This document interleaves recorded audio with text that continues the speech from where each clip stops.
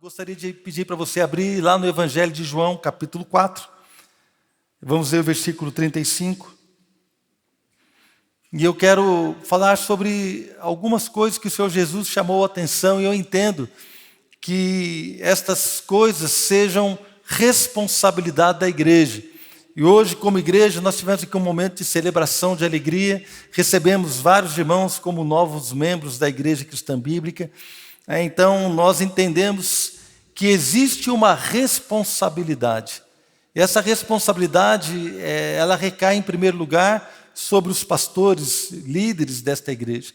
Mas eu acredito que é uma responsabilidade de todo o corpo de Cristo. Ela não pode ser tarefa apenas de um pastor. Ela não pode ser tarefa apenas de um líder. Ela é tarefa de todo aquele que professa o nome do Senhor Jesus. E eu gostaria de falar um pouco sobre isso nessa manhã, sobre algo que compete a nós como igreja, como homens e mulheres de Deus. Situações que nós precisamos viver para que o reino de Deus seja edificado, seja implantado na nossa vida, na nossa casa, na comunidade de fé onde nós estamos, aqui na igreja onde congregamos, e que nós possamos viver então com alegria aquilo que o Senhor propôs para nós, amém? Lá em João capítulo 4, verso 35, diz assim: vocês não dizem, daqui a 4 meses haverá a colheita?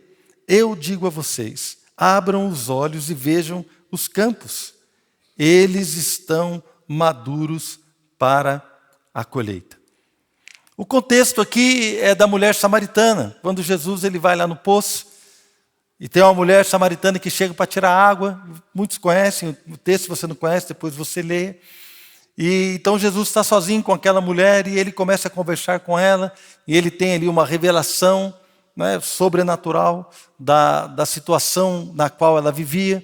Então ele começa ali um diálogo com aquela mulher, ela percebe que ele é o Messias e ele se apresenta a ela como o Messias esperado pelo povo judeu.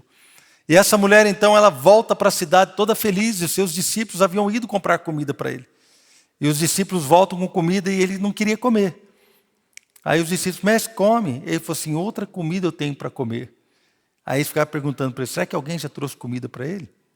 E nós não estamos sabendo. Jesus estava falando de coisas espirituais. Então Jesus, de repente, nesse contexto, aquela mulher, ela foi para a cidade e ela começou a falar sobre Jesus. E de repente toda a cidade veio ter com Cristo Jesus. E Jesus então evangelizou aqueles homens e mulheres. E ele ficou ali alguns dias, evangelizando toda aquela população. Então, um pouco antes de Jesus evangelizar toda aquela cidade que foi trazida pela mulher aos pés do Senhor, Jesus então ele solta esta frase: vocês não dizem que daqui a 4 meses haverá a colheita? Então, o que existe aqui, irmãos, na verdade, são 2 visões de uma mesma cena. Imagina a cena, um campo, e Jesus olhando para aquele campo, e os discípulos olhavam para o mesmo campo que ele, e os discípulos falavam assim, ainda faltam 4 meses para a colheita. E Jesus falou assim, não, abram os olhos. Eles não estavam olhando de olho fechado, mas eles estavam olhando com os olhos abertos. Mas a verdade é que Jesus está falando aqui de 2 tipos de visões. Uma visão humana da mesma situação e uma visão profética, uma visão de Deus, uma visão sobrenatural. Então Jesus aqui ele está mostrando àquelas pessoas que havia uma outra maneira de ver a situação. E então, quando aquela mulher volta com toda a cidade, Jesus ele evangeliza o samaritano. O judeu odiava o samaritano, nem conversava com o samaritano. Mas Jesus falou assim, vocês estão vendo de uma forma, mas eu vim aqui para chamar vocês a olhar de outra forma. É de outra forma. A visão humana via que faltavam 4 meses para a colheita, para a ceifa. E essa visão, então, ela nos leva a um comodismo. Quando ainda faltam 4 meses para colher, eu não preciso me preocupar, eu tenho que ficar tranquilo, esperando, porque ainda faltam 4 meses para a colheita. Mas a visão de Deus, que nos chama a abrir os olhos. Outra versão diz olhar para o alto. Eu fui no original do grego, realmente a Bíblia fala para a gente levantar os olhos e olhar para o alto. A visão que quando nós olhamos para o alto, nós então alinhamos a nossa visão com a visão do Todo-Poderoso. E aí, irmãos, ao olhar para o alto, nós vemos que os campos já estão brancos e já estão prontos. Se eu e você decidimos crer na visão de Deus, numa visão divina, isso vai nos levar a pensar na colheita que é para agora, e não é para daqui a 4 meses, é agora. É agora que Deus vai mudar a sua vida. É agora que Deus vai transformar a sua família. É agora que Deus vai abençoar, querido, o seu trabalho. É agora que Deus vai virar o jogo nas suas finanças. É agora que Deus vai fazer de você um pai, uma mãe excelentes. É agora, irmãos, que você vai lutar por aquilo que Deus tem dito que vale a pena lutar. É agora, não é para daqui a um tempo. Nós não podemos ficar acomodados achando que as coisas vão acontecer por si só. É agora que nós vamos compartilhar a palavra de Deus, os sonhos de Deus, o evangelho do Senhor. É agora que nós percebemos que existe uma necessidade agora. É agora. Então a visão de Deus, ela nos mostra o agora. E essa visão então, ela nos tira do comodismo, ela nos tira do conforto, ela nos tira da tranquilidade, irmãos. Porque nós estamos no reino de Deus para edificá-lo à maneira de Deus e não à nossa maneira. A nossa maneira é uma maneira tranquila e confortável. A maneira de Deus é para agora. E o que é a colheita para Jesus? Eu quero usar um outro texto que está lá em Mateus capítulo 9. Você pode abrir, por favor, lá em Mateus capítulo 9, a partir do verso 36.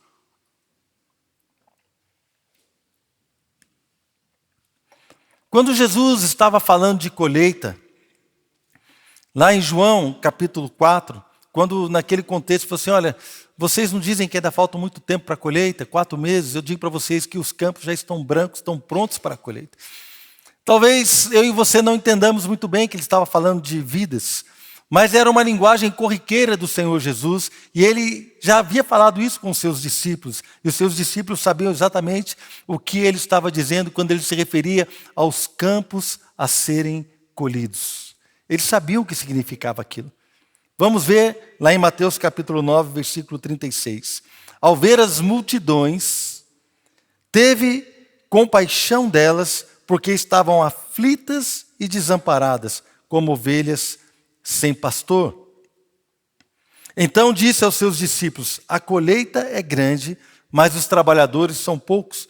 Peçam, pois, ao Senhor da colheita que envie trabalhadores para a sua colheita. Quando nós então usamos esse texto de Mateus capítulo 9, por favor, se você puder deixar aí no versículo 36, pode deixar o verso 36, isso, pode deixar aí enquanto eu vou ministrando essa parte. Ali, ao ver as multidões, teve compaixão delas, porque estavam aflitas, desamparadas, como ovelhas sem pastor. Quais são os campos a serem colhidos? Pessoas, homens, mulheres, jovens, adolescentes, crianças, pessoas de carne e osso como eu e você. Pessoas que estão aflitas, desamparadas, e como ovelhas que não têm pastor. Este é o campo, que talvez aos nossos olhos ainda falte um tempo para colher. Mas nos olhos do Senhor Jesus existe uma urgência. Existe uma urgência no coração de Deus para tocar vidas que estão aflitas, desamparadas, desesperançadas. Existe uma urgência no coração de Deus para alcançar famílias que estão sendo desfeitas, para trazer consolo, para trazer restauração, para trazer vida, para trazer cura, para trazer propósito, para trazer destino. Existe uma urgência no coração de Deus e esta urgência deve permear o meu coração. Esta urgência tem que tocar na minha vida. Esta urgência tem que fazer com que eu abra os olhos deve fazer com que eu olhe para o alto e que eu possa então alinhar a minha visão com a visão de Deus e então eu posso olhar para os campos e ver que não faltam 4 meses, mas eles já estão brancos, as pessoas já estão aflitas, as pessoas já estão confusas, as pessoas já estão desesperançadas, as pessoas estão vivendo uma vida sem propósito, sem alegria. E esta urgência, então, deve causar algo no meu coração. Esta urgência deve me levar a compartilhar as boas novas. Esta urgência deve me levar a amar a igreja onde eu estou acolhido. Esta urgência deve me levar, querida, a orar por estas situações. Esta urgência precisa causar um impacto em minha vida, a tal ponto de que eu me reúno aqui para ser fortalecido, mas ao sair por aquela porta, todo domingo, nós estamos saindo para um campo de colheita, para um campo missionário. Dali para fora, irmãos. Dali para dentro também, ainda vamos falar um pouco sobre isso hoje. E os trabalhadores são poucos. E eles devem trabalhar na colheita. O que é essa colheita? Você vai pegar uma pessoa... Eu já imagino na colheita, né, irmão? Você vai lá ter uma espiga de milho, aí você vai lá e arranca o milho. Não é isso? Colhi o milho, está tudo certo. Na verdade, uma linguagem espiritualmente falando, eu entendo que o Senhor Jesus não quer que a gente vá lá e mate a pessoa que está aflita e arranque ela. Não, a ideia não é essa. A ideia é que você ministre algo para aquela vida, para que a vida seja transformada. Os trabalhadores são poucos, eu entendo. Que quando o Senhor Jesus se refere à igreja, à missão da igreja, muitas vezes essa missão ela é confundida com a missão apenas dos líderes, dos discípulos. Não, esta é a missão da igreja. A missão da igreja é ministrar a paz do Senhor àqueles que estão confusos e aflitos. A missão da igreja é amparar aqueles que estão desamparados. A missão da igreja é agir como pastores de ovelhas, para cuidar daqueles que estão sem cuidado, para pastorear, para conduzir, para dar alimento, para abençoar e para cuidar. Vocês concordam que essa é a missão da igreja? Quem concorda que essa é a missão da igreja? Levante a mão. Se você concorda, levante a mão. Fique com a sua mão levantada. Deus está olhando para você, porque é a sua missão a partir de agora. Amém? Teve gente que abaixou rápido. Fica a mão levantada, eu quero orar por você. Você que quer fazer parte dessa missão. Que o Senhor possa, querido, usar as suas mãos para tocar aflitos. Que o Senhor possa usar os teus olhos para ver os necessitados. Que o Senhor possa usar a tua voz, as tuas palavras para trazer cura. Que o Senhor possa usar você, igreja, como a noiva do Senhor.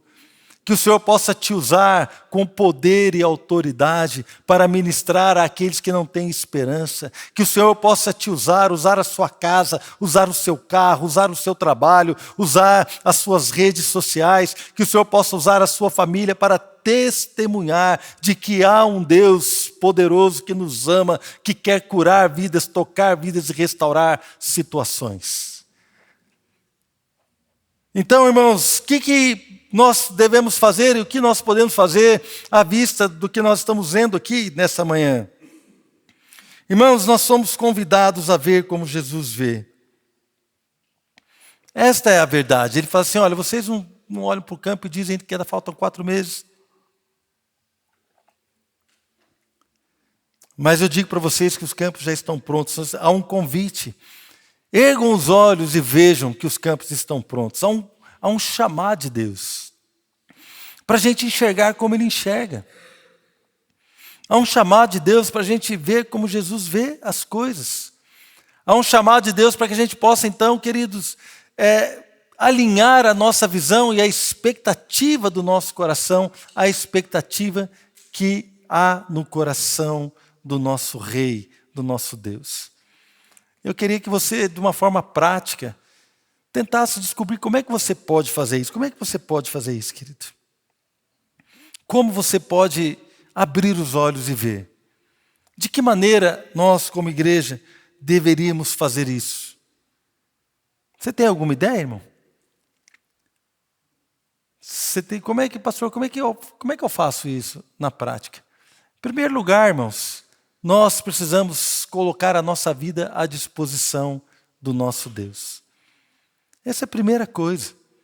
Porque quando eu coloco a minha vida à disposição como um trabalhador que vai trabalhar na seara, Deus então Ele nos comissiona. Olha, você vai que pega essa parte, você vai colher aqui, você vai colher ali, você vai colher naquele outro lugar, você vai que dar curso para casais, você vai cuidar de crianças, você vai trabalhar na recepção, na portaria, no acolhimento, você vai tocar um instrumento, você vai abrir a sua casa para receber um grupo de relacionamento. Você vai participar de um grupo de relacionamento e você vai olhar para aquele que ninguém olha.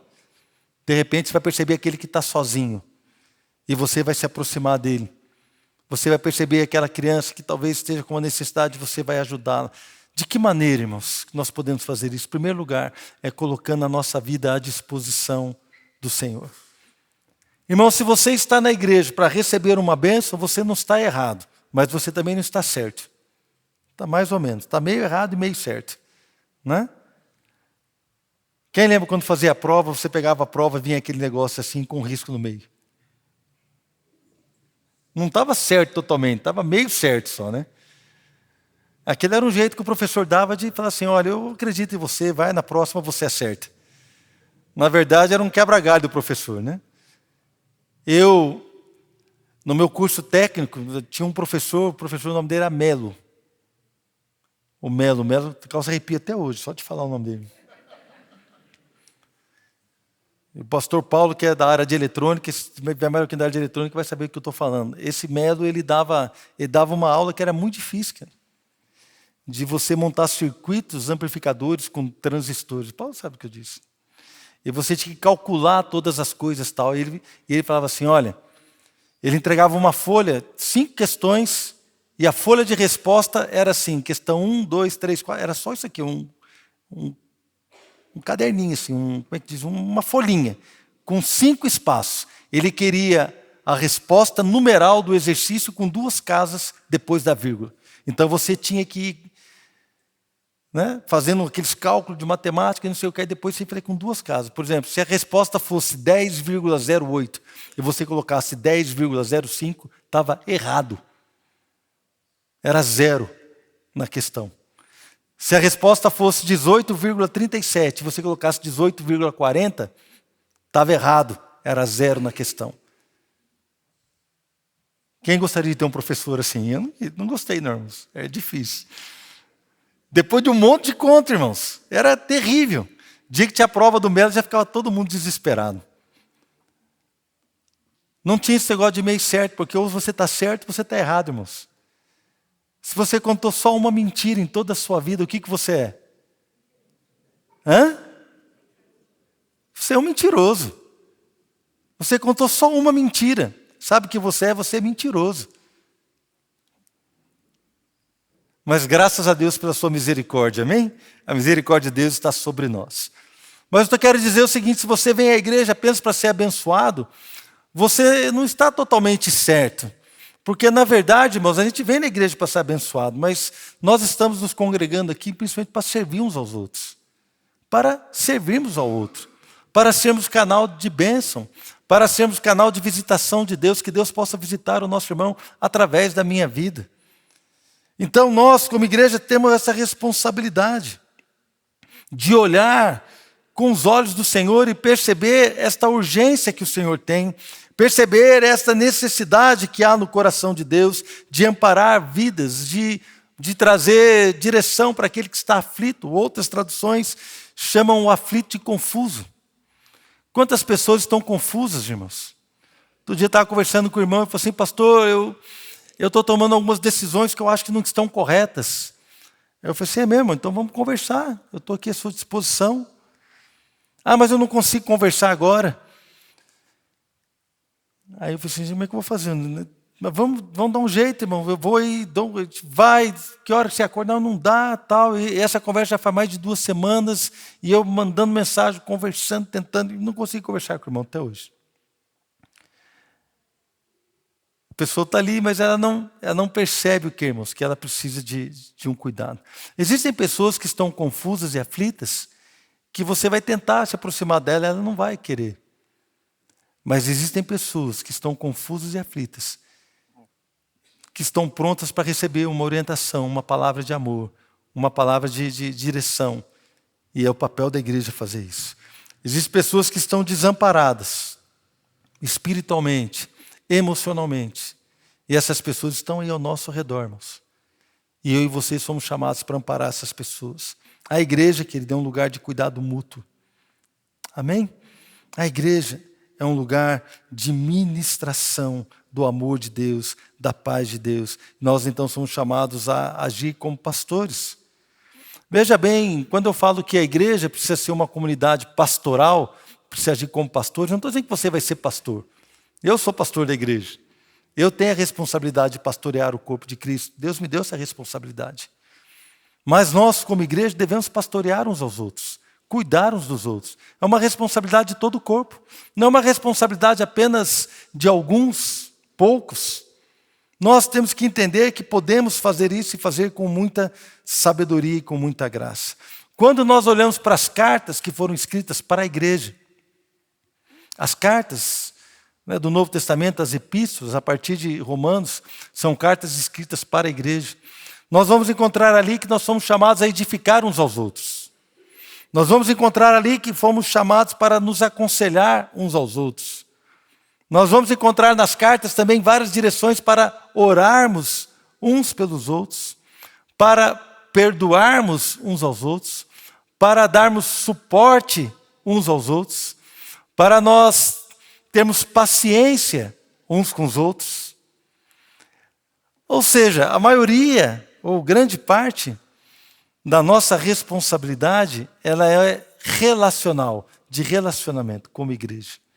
Nós então precisamos entender que somos chamados a nos relacionar dessa forma. Irmãos, é claro e óbvio que há pessoas com níveis de responsabilidade diferentes.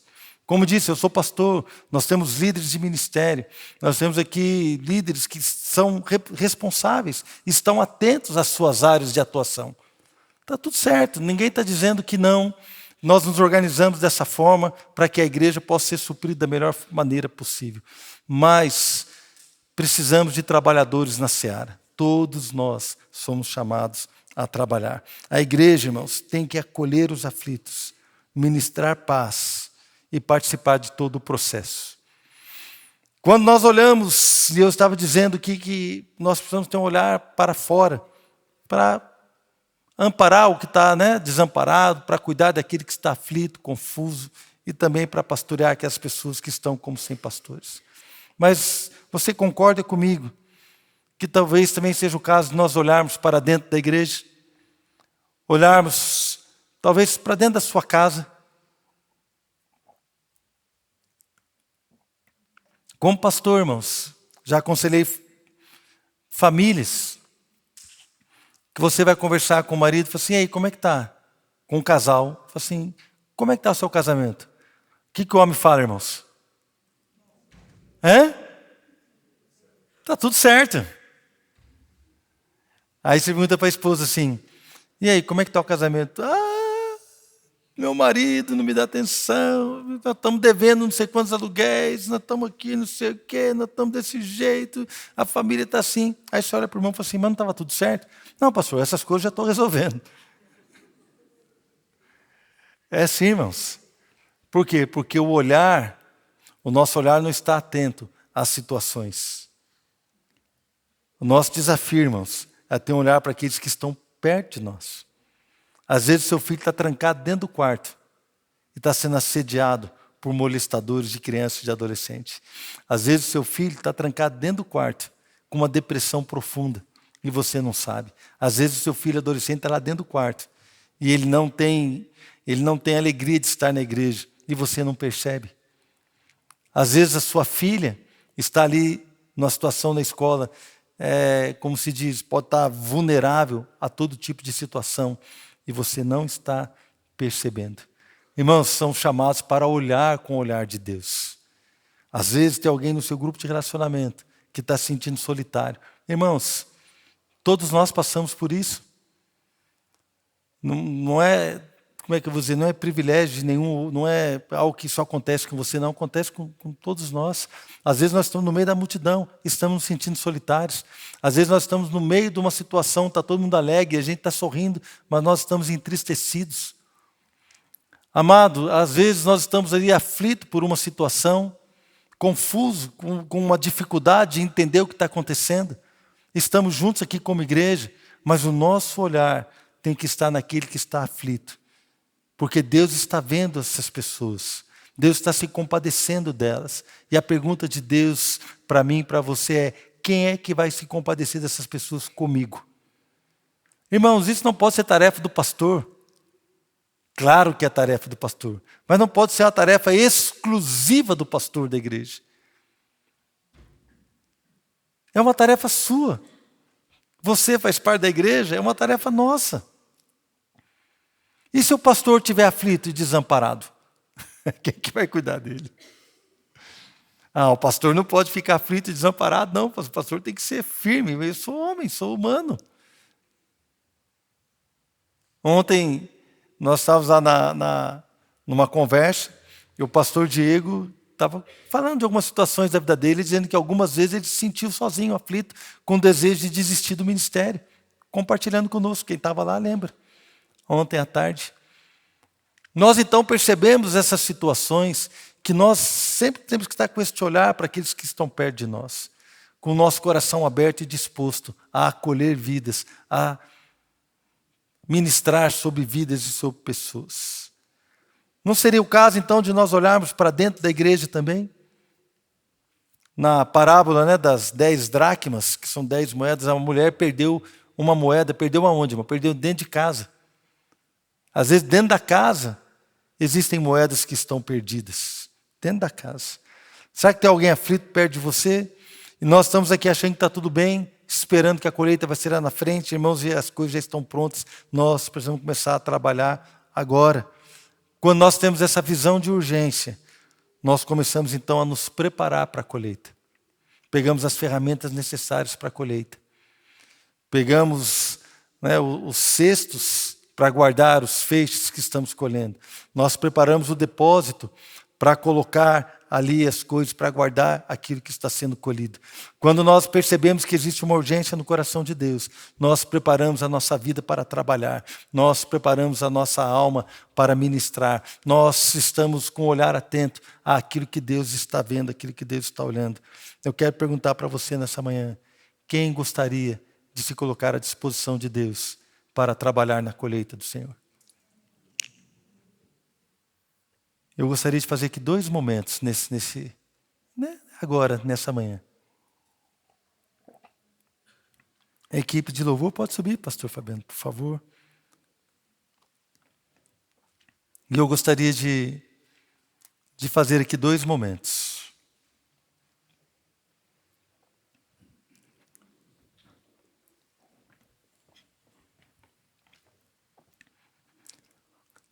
O primeiro momento, irmãos, não era hora para soltar o fogo, não era agora, era depois. Hein?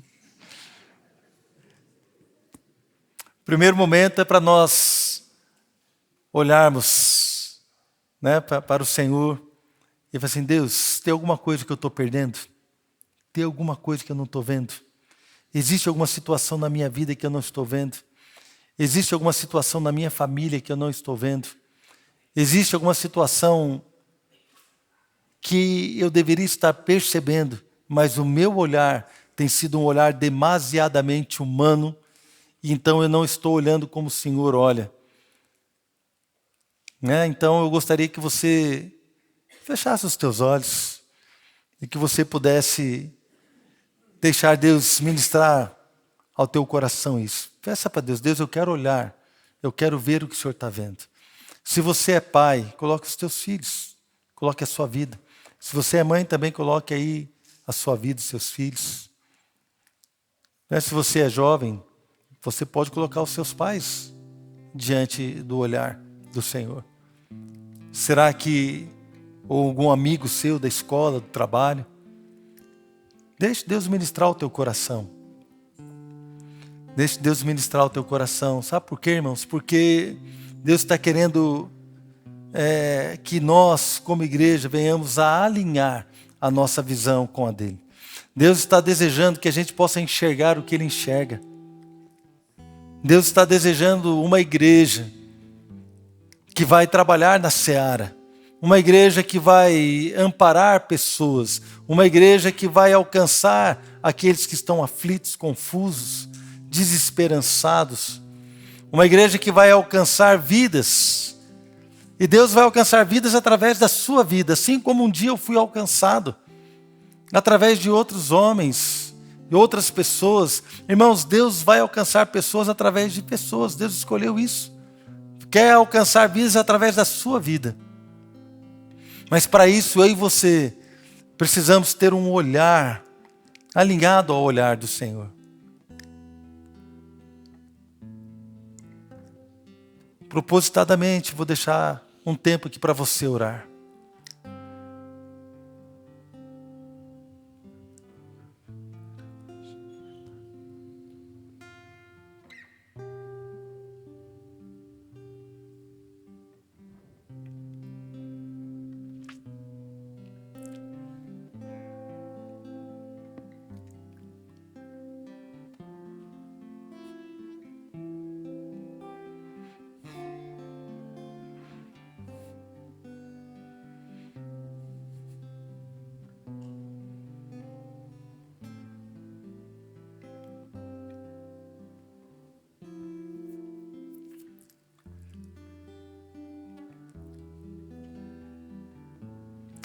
E eu queria, irmãos, ter um outro momento.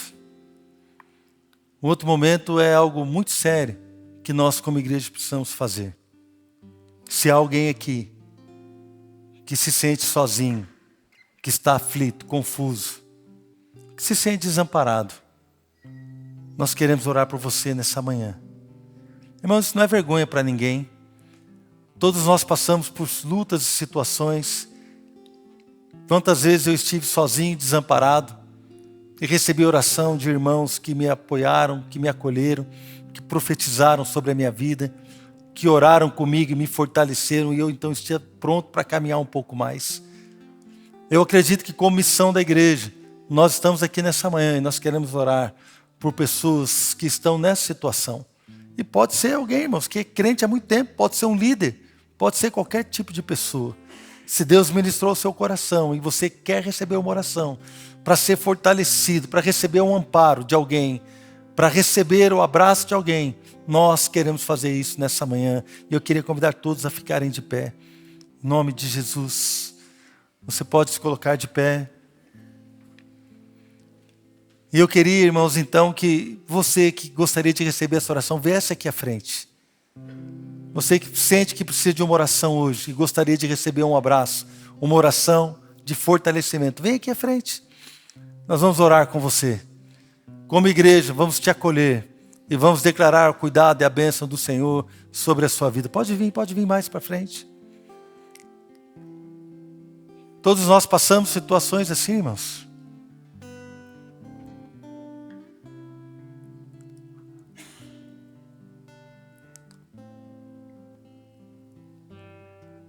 E eu queria chamar você que levantou a mão, dizendo que quer fazer parte dessa colheita, que você venha aqui na frente orar com esses irmãos.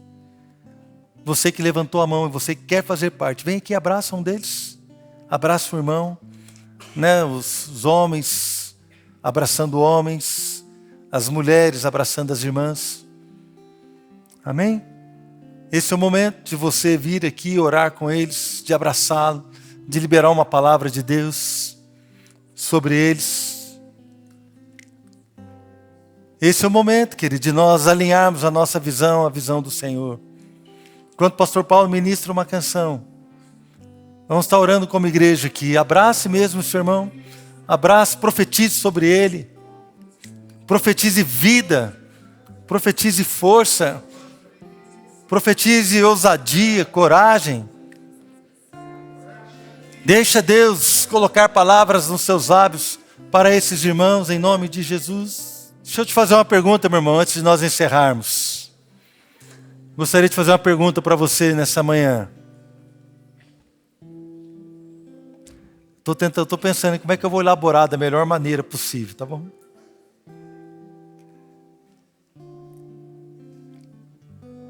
Quando eu namorava a Adriana, há muitos anos atrás, a gente namorava ainda, e o meu sogro e a minha sogra, eles foram fazer uma viagem.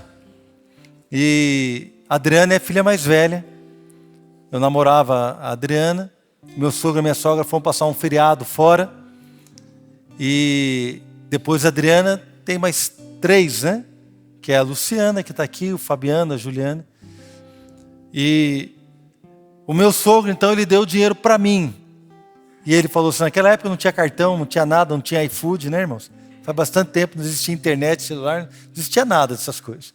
Mas ele deu dinheiro na minha mão e falou assim, Marcelo, eu queria que você comprasse a mistura para o almoço da minha família. Você pode fazer isso para mim? Eu era um jovem, né, irmãos? Não era cristão. Ele deu dinheiro na minha mão e falou assim, beleza, eu vou gastar tudo isso aqui. Não, irmãos, não fiz isso. Mas pensei. Dinheiro para mim. Por que ele deu dinheiro para mim e não deu dinheiro para o Fabiano? Porque se eu tinha uns 18 anos na época, o Fabiano devia ter 9, 10. Por isso. Ele não deu dinheiro para o Fabiano, ele deu dinheiro para mim. Por que ele deu dinheiro para mim? Porque eu tinha capacidade, tinha também vontade, e ele enxergou em mim responsabilidade para executar aquela tarefa. Vocês entenderam o que eu falei? Amém? Meu sogro está aí, você lembra disso, sogro? Não lembra, né? Mas eu lembro disso daí. Eu lembro porque eu comprei um tipo de mistura e as minhas cunhadas não gostaram, queria que eu fosse trocar. Eu falei, não vou trocar não, é essa mesmo, acabou. Está com fome, come, não está, deixa que eu como. Né? Naquela época era assim, né, irmãos? Hoje não, hoje eu sou mais tranquilo. Amém? Então, agora deixa eu fazer uma segunda pergunta.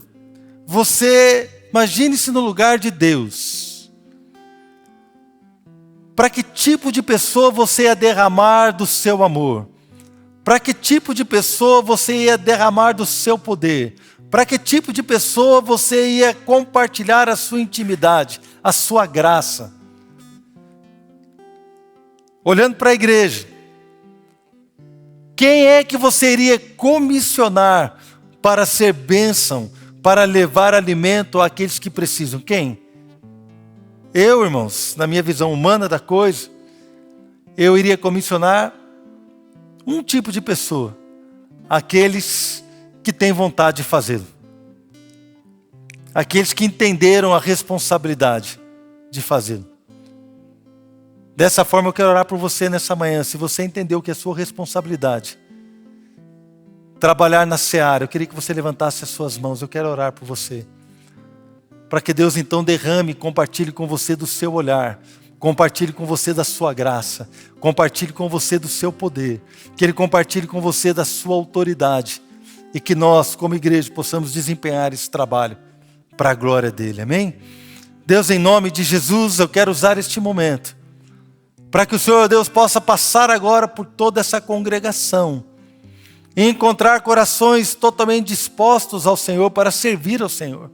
Que eles recebam do seu poder, que eles recebam da sua autoridade, que eles recebam da sua graça, que eles recebam, Deus, da sua visão, que eles tenham os olhos abertos, que eles recebam da sua urgência. Ó Deus, que nós como igreja venhamos a receber todas estas coisas para que nós venhamos a trabalhar, ó Deus, na seara, na colheita, e que o Senhor receba toda a honra e toda a glória em nome de Jesus. Amém, amém?